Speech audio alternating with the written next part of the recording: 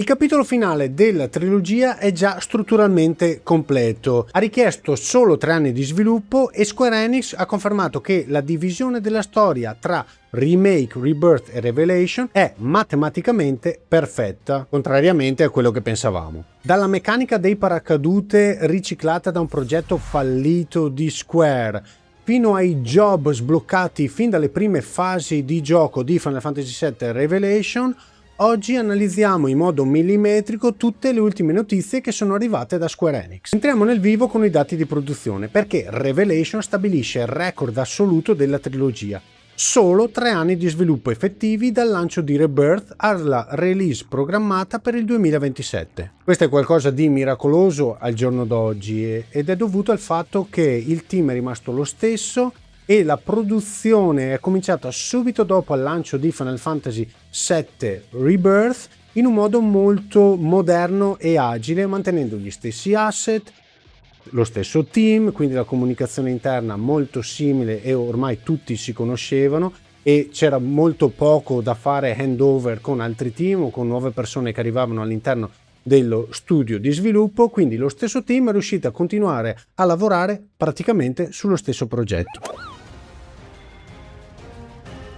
Parliamo anche della suddivisione della trilogia, ma dobbiamo fare un passo indietro. Dopo Rebirth, la community ha cominciato a criticare Square Enix dicendo che la trilogia fosse divisa in modo asimmetrico. Visto che il terzo gioco della trilogia copre quasi completamente i contenuti del disco 2 e disco 3 del Final Fantasy VII originale, sì perché l'intero gioco non riusciva a stare in un solo disco, la community pensava che la suddivisione corretta sarebbe dovuta essere in base a quello che era contenuto nel primo disco, poi nel secondo e questo capitolo finale rappresentare il terzo disco del Final Fantasy VII originale. Beh, per zittire tutti questi criticoni, Hamaguchi ha detto e ha risposto in modo impeccabile. A livello di pura densità di sceneggiatura, la storia è divisa in 3 terzi esatti: Remake, Rebirth e Revelation.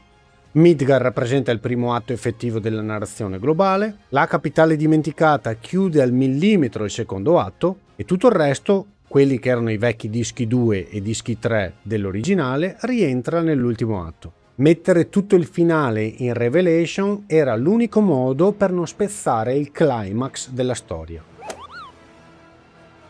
Per quanto riguarda la mappa, prepariamoci a un globo continuo, come vi ho spiegato nell'ultimo video. Potremo volare ovunque con l'Highwind, sbloccabile solo dopo 4, 5, 6 ore di gioco, praticamente il tutorial del gioco. Ma la vera chicca emersa da Famitsu riguarda al retroscena del lancio con paracadute dall'Highwind. Sapete com'è nata l'idea di far paracadutare il party dall'aeronave per aggirare i limiti fisici dell'atterraggio? Beh, il team di sviluppo non ha scritto il codice da zero, ma ha letteralmente riciclato e ottimizzato il sistema di discesa verticale di Final Fantasy VII The First Soldier, lo sfortunato Battle Royale mobile che ha chiuso i battenti tempo fa. Una mossa di puro riciclo intelligente che ha permesso di risparmiare mesi di programmazione e regalarci una discesa verticale pazzesca nell'open world. Tra l'altro un sistema che stavano già testando da Final Fantasy VII Remake, il che fa capire quanto queste meccaniche fossero già state discusse e testate a inizio della trilogia con Final Fantasy VII Remake.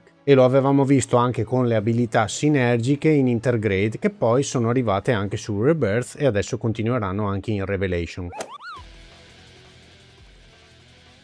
Passiamo alla notizia che ha fatto intenerire tutta la community nelle ultime ore. Il director Hamaguchi ha confessato a Omelette di aver completato il gioco per ben 40 volte durante i suoi test e ha rivelato che esiste una scena essenziale legata alla vera identità di Cloud, che non voglio spoilerarvi, e al modo in cui si incastra con i destini di Zack e Aerith, che lo ha fatto scoppiare in lacrime ogni singola volta. Questo si collega perfettamente alla teoria sul prologo di cui parlavamo nell'ultimo video. Il gioco salterà la transizione iniziale di Icicon Lane e dello snowboarding per fiondarci direttamente al Northern Crater in sole 4 ore di gioco. Sarà un tutorial ad altissima tensione emotiva dove Cloud crollerà psicologicamente. Le weapons si risveglieranno cambiando la morfologia del mondo che conoscevamo da Rebirth e l'area verrà sigillata fino alle fasi successive di gioco, probabilmente tramite un boss come l'ultima weapon, ma questo non lo sappiamo per certo.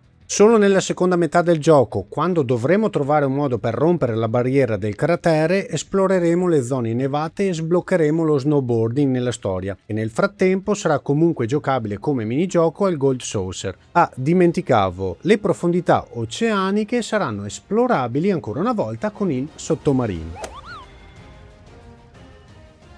Passiamo al gameplay puro, perché sul sistema dei job dei personaggi Square Enix e nello specifico Hamaguchi in collaborazione con Endo, il capo della parte del combattimento, responsabile del combattimento di Final Fantasy VII Revelation, hanno preso la decisione radicale di includere tutti e 4 i feat di ogni personaggio sbloccati e utilizzabili fin dalle prime fasi di gioco di Revelation. Nessuna restrizione legata alla trama, ma massima libertà strategica dall'inizio alla fine. Come sappiamo, ve l'avevo già spiegato nell'ultimo video, la progressione dei livelli dei feat è condivisa tra i membri della squadra per eliminare il grinding ed è supportata da un sistema di trasmog o glamour totale. Potete combattere con le statistiche corazzate di un job, ma mantenere l'aspetto estetico dei vestiti classici o del costume da bagno di Tifa. Lo stesso vale per le armi, come la skin della Buster Sword. Sul fronte dei personaggi, mentre Vincent farà faville con la sua Beast Mode e Zack avrà un party member pieno di guest character, la vera sorpresa è Sid Highwind. Hamaguchi ha rassicurato i fan storici: Sid non sarà un bullo sopra le righe come tanti pensavano, ma un uomo accanito e schietto, uno che dice sempre tutto ciò che pensa, ma che nasconde un cuore d'oro immenso basato fedelmente sulle sfumature del copione originale giapponese del 97. E questo fa capire quanta ricerca hanno fatto tutti gli sviluppatori per rendere in modo più autentico possibile tutti i personaggi di Final Fantasy VII. Ragazzi, di carne al fuoco ce n'è tanta.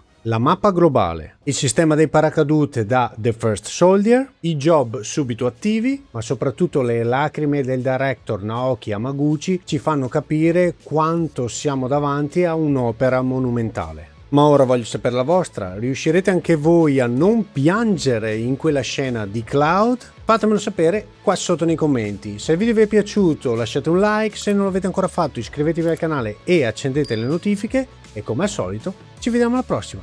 Ciao gamers!